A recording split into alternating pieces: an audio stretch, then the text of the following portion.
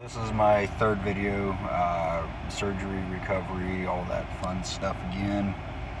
It's a little bit about the morning of the surgery and all the process that went into it and everything.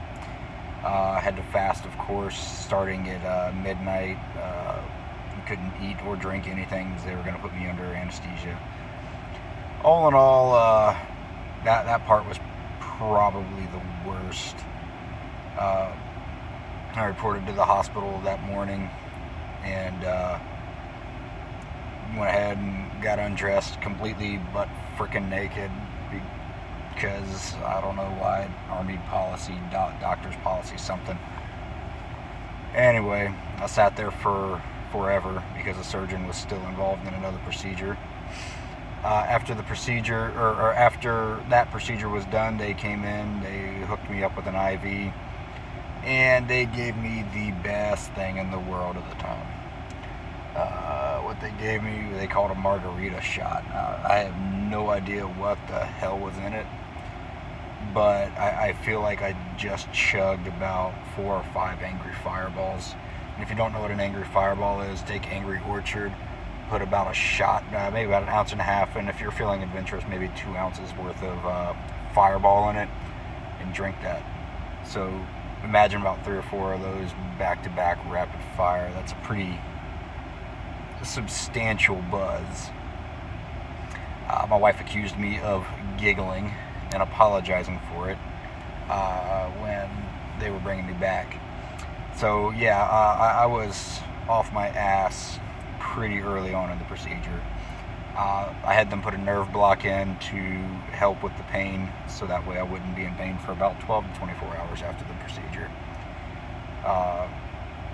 And then after the nerve block, honestly, I remember them vaguely remember them wheeling me to the actual operating room. They had me help them get me on the table because I am a big motherfucker. And once I was on the table, I don't remember anything. I was flat gone. Next thing I remember waking up, next to my wife in the recovery room, wearing a sling, and being told that I needed to get up, get dressed, and all that. So the surgery itself, minimal problems and whatnot. Now that the procedures and everything leading up to it and getting ready for the actual surgery and follow-up for the surgery is kind of really what the pain in the ass was for this whole thing.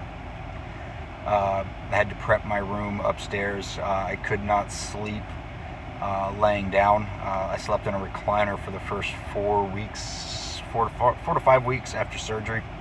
I had to stay in a sling the whole time, had to do passive movements. They call it a pendulum. You can find it on YouTube, you can find it on Google.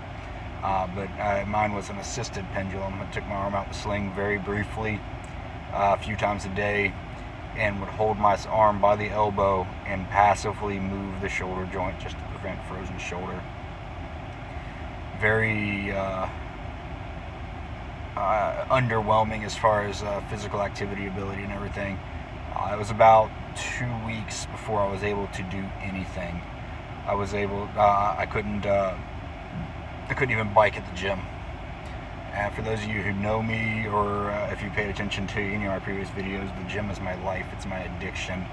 I fucking love that place. It's a temple where I go and better myself. It's just like church to me. And it hurt having to take so long off from the gym. And then being only released to go back to the bike after 2 weeks sucked ass.